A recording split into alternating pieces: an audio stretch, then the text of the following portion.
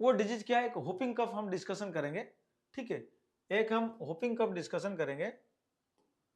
जो होपिंग कफ क्या होता है ना, उसका नाम होता है पर्टुसिस। हाँ, ये जो होपिंग कफ होता है उसका नाम होता है पर्टुसिस। और ये होपिंग कफ में ये क्या होता है ना, acute infectious disease of respiratory tract, ठीक है, caused by Bordetella pertussis. It is very important, वो एग्जाम में आता है, ठीक है। कौन सा ऑर्गेनिज्म के कारण ये होता है, ये आपका एग्जाम में आएगा, उसको थोड़ा अच्छी तरीके से आप याद रख लेना भाई, ठीक है। तो ये होगा अपना होपिंग कफ, उसको बोला जाता है, ये होगा होपिंग कफ, उसका दूसरा नाम पर्टुसिस होता है। और ये जो पर्टुसिस होता है उसका जो ऑर्गेनिज्म होता है उसको बोलेंगे बोर्डेटेला पर्टुसिस। ये इंपॉर्टेंट है, ये इंपॉर्टेंट है, ठीक है।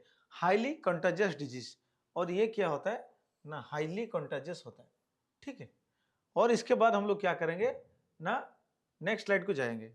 तो नेक्स्ट में इसका इटियोलॉजी क्या होगा, सेम चीज, इसका इटियोलॉजी क्या होगा पहले हम लोग जान लेंगे। ऑर्गेनिज्म क्या है, बोर्डेटेला पर्टुसिस, और ये होगा ग्राम नेगेटिव कोकोबैसिलस, ठीक है। ये क्या होगा, ऑर्गेनिज्म होगा बोर्डेटेला पर्टुसिस, और ये होगा ग्राम नेगेटिव कोकोबैसिलस। और ये ट्रांसमिट कैसे होता है ना, ट्रांसमिटेड बाय ड्रॉपलेट इन्फेक्शन। ये सारे चीज इंपॉर्टेंट है, transmitted by droplet infections. And human is the only reservoir, और इसमें human is the only reservoir, इसको याद रख लो, ठीक है। इसके बाद नेक्स्ट होगा पैथोजेनेसिस। क्या होगा ना, इसमें क्या होता है, bacteria attach to respiratory epithelium. तो बैक्टीरिया अटैच हो जाता है रेस्पिरेटरी एपिथेलियम को, तो bacteria is attach to respiratory epithelium, release pertussis toxins. तो this bacteria will release what, pertussis toxins, वो टॉक्सिन्स रिलीज करता है, causes inflammation and mucus productions. तो व्हाट हैपेंस हियर, इन्फ्लामेशन होता है और म्यूकस प्रोडक्शंस हो जाता है, leads to severe coughing spells, and it will lead to severe coughing spells, बार बार कफ होगा, ठीक है। तो उसको होपिंग कफ बोला जाता है। तो what happens here, bacteria attach to respiratory epithelium, then bacteria release pertussis toxins. Which toxins, pertussis toxins. Then bacteria causes inflammation and mucus productions, then leads to severe coughing spells, ठीक है। और इसके बाद क्या होगा, इसके बाद क्या होगा, उसका क्लिनिकल फीचर में और क्या आएगा ना, कटरल स्टेज। इसका क्या क्या होता है, कटरल स्टेज। तो व्हाट हैपेंस इन कटरल स्टेज ना, इन कटरल स्टेज माइल्ड कफ, फीवर, रनी नोज होता है।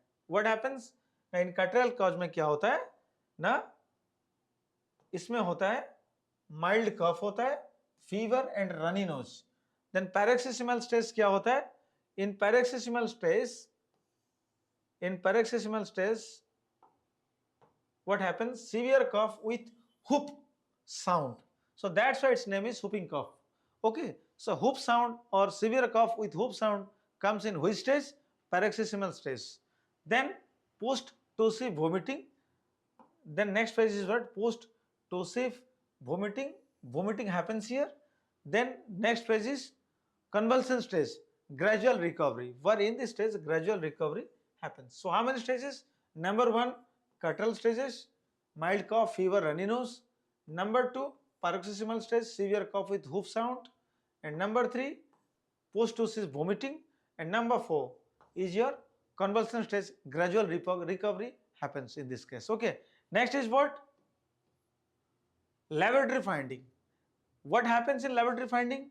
The laboratory findings, marked leukocytosis, sorry, laboratory finding you will get marked leukocytosis, means what, WBC, WBC, leukocytosis means, leukocytes means what, white blood corpuscles. So white blood corpuscles increase. So here absolute lymphocytosis. So here also happens absolute lymphocytosis. WBC may reach up to 15,000 to 50,000 cells, 15,000 to 50,000, 15,000 से 50,000 तक बढ़ सकता है WBC। इसको आप याद रख लेना, जो कि नॉर्मल रेंज है कितना, 4,000 से 11,000, ठीक है। WBC जो है 4,000 से 11,000, लेकिन WBC में रीच अप टू व्हाट, 15,000 से 50,000। सो कैरेक्टरिस्टिक फीचर ऑफ पर्टुसिस। सो अब जान लेना, तो अपना this is the characteristic feature of pertussis, ये आपका एग्जाम में आता है। This is the most vital question which is normally asked in your examinations, that what happens to WBC in whooping cough? What happens to WBC in whooping cough? This is the normal question asked in the entrance examination or in whooping cough or in whooping cough, ठीक है, in whooping cough, in whooping cough, in whooping cough, which of the following is found? Which of the following in whooping cough, which of the following is found? ये question है आपका। तो इसमें क्या होगा? Option A में आएगा increase WBC, option B में आएगा डिक्रीज WBC, ठीक है, और ऑप्शन सी में आएगा इसमें व्हाट हैपेंस ना एब्सोल्यूट लिम्फोसाइटोसिस होता है, और ऑप्शन सी में लिम्फोसाइट विल डिक्रीज, ऐसा टाइप का आ जाएगा, और डी में कुछ नॉन आ जाएगा। तो इसमें आंसर क्या क्या होगा ना, WBC बढ़ेगा, वो राइट आंसर रहेगा, ठीक है, और क्या होगा ना एब्सोल्यूट लिम्फोसाइटोसिस रहेगा, और WBC रीच में, WBC काउंट में रीच टू 15,000 टू 50,000, जिसका नॉर्मल रेंज है 4,000 से 11,000, और characteristic feature of pertussis. So this is the most important characteristic feature of pertussis. Okay, so this is very important, you need to know. Then इसके बाद ESR and WBC changes. This question is frequently asked in our examinations. Then what happens to ESR and WBC in whooping cough? This is very vital question.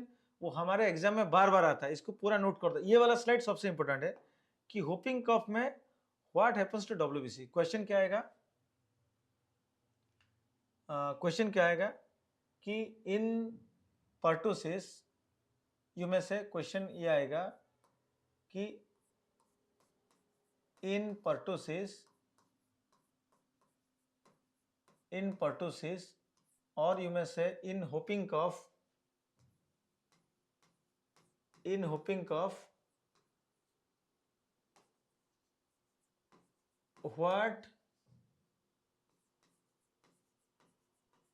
change is seen in WBC and ESR? ये हमारे exam में बहुत आता है। WBC और ESR में क्या change होगा, WBC और ESR में क्या चेंज होगा, it is very important question. तो WBC count increased, simple, WBC count increased, और WBC काउंट अगर इंक्रीज होता है तो इसको बोला जाता है leukocytosis.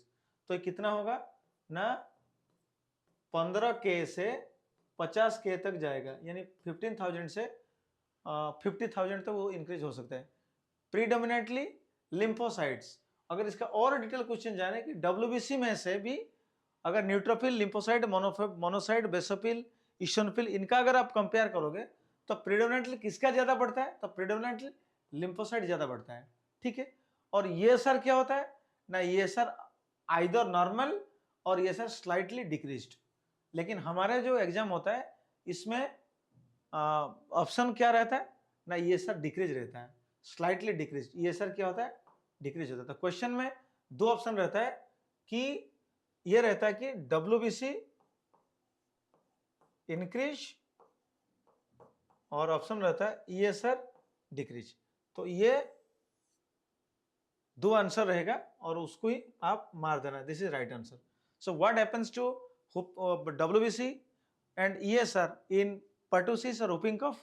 Now WBC count is increased, it is called as leukocytosis, particularly 50,000, 15,000 से 50,000 तक। और in amongst the WBC, particularly lymphocytes is very predominantly increased. Then ESR is either normal or slightly decreased. ये वाला डिस्कस ऑप्शन में हमारा रहता है normal रहता है और स्लाइटली डिक्रीज, लेकिन हमारे एग्जाम में जो आता है स्लाइटली डिक्रीज वाला चीज आता है। Due to why, what is the reason of it? Due to absence of severe tissue destruction. So this happens because of absence of severe tissue destruction. इसमें टिश्यू डिस्ट्रक्शन ज्यादा नहीं होता है, ठीक है। और इसके बाद डायग्नोसिस क्या होगा ना, इसमें डायग्नोसिस कैसे करना है हम लोगों को the diagnosis is made basing on clinical history and symptoms, जो I have already told. Okay, तो clinical history and symptoms I have already told. Diagnosis, then next diagnosis CBC showing lymphocytosis, WBC बढ़ेगा predominantly lymphocytes. Then nasopharyngeal swab culture, then nasopharynx से swab लिया जाता है, उसका culture किया जाता है. Then very confirmatory test is PCR test. Okay, और इसको बोला जाता है पॉलीमरेज. ठीक है, उसको क्या बोलेंगे? Polymerase chain reaction. This is called polymerase chain reaction, very confirmatory test. तो which is the very confirmatory test of whooping cough और बोर्डेटेला? अगर क्वेश्चन पर्टुसिस अगर क्वेश्चन में आ रहा है तो पीसीआर टेस्ट आपको लिखना है. ठीक है, और ट्रीटमेंट जो होता है ये हमारा पार्ट नहीं है, हम ये वाला ट्रीटमेंट नहीं देंगे, वो अपना आयुर्वेदा वाला ट्रीटमेंट देंगे. जो ट्रीटमेंट हमारा आयुर्वेदा वाला पार्ट हम देंगे, अगर इसमें क्या होता है, कफ होता है, ठीक है, कफ होता है, फीवर होता है, ये सारे चीज रहता है, तो इसलिए हम उसको क्या करेंगे ना, रसवह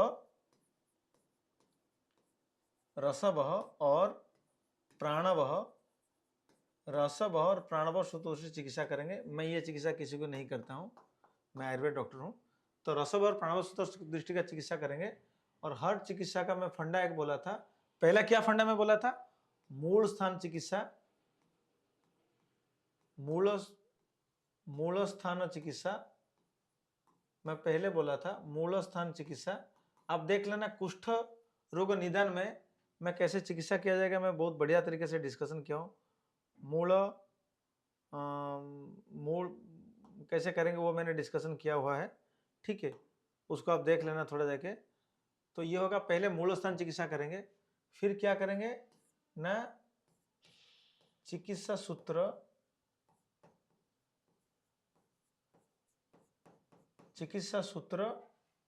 ऑफ प्राणव एंड रस एंड प्राणव सूत्रस, चिकित्सा सूत्र रस एंड प्राणव सूत्रस. ठीक है, तो रस का चिकित्सा सूत्र क्या है? लंघन था. रसव सूत्रस का चिकित्सा सूत्र क्या था? लंघन था. और प्राण का चिकित्सा सूत्र क्या था? प्राण का चिकित्सा सूत्र क्या था ना, क्या था? श्वासवध था. मैं उसका फंडा सारे कल बताऊंगा. श्वासवध था. ठीक है, और एक हो गया मूल स्थान चिकित्सा करेंगे. तो मूल स्थान क्या होगा ना, रस का क्या होगा ना, रस का होगा हृदय, रस का होगा हृदय, रस का होगा हृदय और दस धमनी. और अपना प्राण का क्या होगा? हृदय और महाश्रुतस. मूल का देखेंगे. फिर चिकित्सा सूत्र, फिर थर्ड में क्या देखेंगे ना, व्याधि प्रतिनिधि चिकित्सा. व्याधि प्रतिनिधि चिकित्सा क्या होता है ना, disease to medicine. Like fever है, मृत्युंजय रस या सुदर्शन घनवटी. और खांसी हो रहा है, श्वास का चिंतामणि, श्वास चिंतामणि, ऐसे टाइप का. और 4 नंबर जो गाइडलाइन है, 200 प्रीडोमिनेंस. 200 प्रीडोमिनेंस. अगर 200 प्रीडोमिनेंस क्या होता है, जैसे कि अगर मान लीजिए इरिटेट होके खप आ रहा है, शू को पूर्ण गला से था, लग रहा है कि गले में क्या फंस गया है, इसलिए ऐसा जैसा मेरा कफ हो रहा है, इरिटेट हो रहा है, तो जान लेना है वो बातिक वेराइटी का है. ठीक है, अगर किसी ने बोला सर मेरे को खांसते खांसते खांसते खांसते इधर से जलन हो रहा है या खांसते खांसते खून निकल रहा है, तो इसको ले लेना है 200 प्रीडोमिनेंस से पैतृक टाइप का पित्तज ले लेना. अगर कोई बोल रहा है कि सर मेरा बहुत बलगम आ रहा है, निकल है, तो कफज वेराइटी का आप ले लेना. ठीक है, तो इसी हिसाब से हम लोग दवाई भी देंगे, जो बाद में चिकित्सा में डिस्कशन करेंगे, लेकिन फंडा इतना ही होता है. तो इतना चिकित्सा हम लोग करेंगे. ठीक है, तो उसका कॉम्प्लिकेशन क्या हो सकता है? इसका कॉम्प्लिकेशन हो सकता है निमोनिया हो सकता है. ठीक है, उसका कॉम्प्लिकेशन होगा निमोनिया हो सकता है, उसका सीजर हो सकता है, अपनिया इन द इन्फेंट्स, और वेट लॉस एंड एक्सर्शन हो सकता है. ठीक है, तो इतने सारे होगा इसका कॉम्प्लिकेशंस. नेक्स्ट, प्रिवेंशन किया जाता है. ये थिंग जानने के लिए अपना वैक्सीनेशन आप लोग करेंगे, बूस्टर डोज लेंगे, isolation of infective patients, good hygiene practices. ठीक है, गुड हाइजीन प्रैक्टिसेस. ओके, इसमें क्या करेंगे ना, गुड हाइजीन प्रैक्टिस करेंगे आप. ठीक है, तो डीपीटी वैक्सीनेशन करेंगे, बूस्टर डोज लेंगे, isolation of infected patients, good hygiene practice करेंगे. लेकिन ये जो अपना है सबसे इंपॉर्टेंट चीज जो हमारे एग्जाम में आता है, frequently asked in your exam, whooping cough या pertussis में what changes you will find in ESR and WBC। तो WBC में आगे आपको इंक्रीज क्या होगा ना, WBC बढ़ेगा, WBC में क्या होता है बढ़ेगा, और इसमें क्या होता है इंक्रीज ल्यूकोसाइटोसिस होता है, ठीक है। और प्रिडोमिनेंटली ल्यूकोसाइटोसिस में प्रिडोमिनेंटली कौन सा WBC ज्यादा बढ़ता है ना, लिम्फोसाइट्स ज्यादा बढ़ता है, लिम्फोसाइट्स ज्यादा बढ़ता है आउट ऑफ ऑल WBC।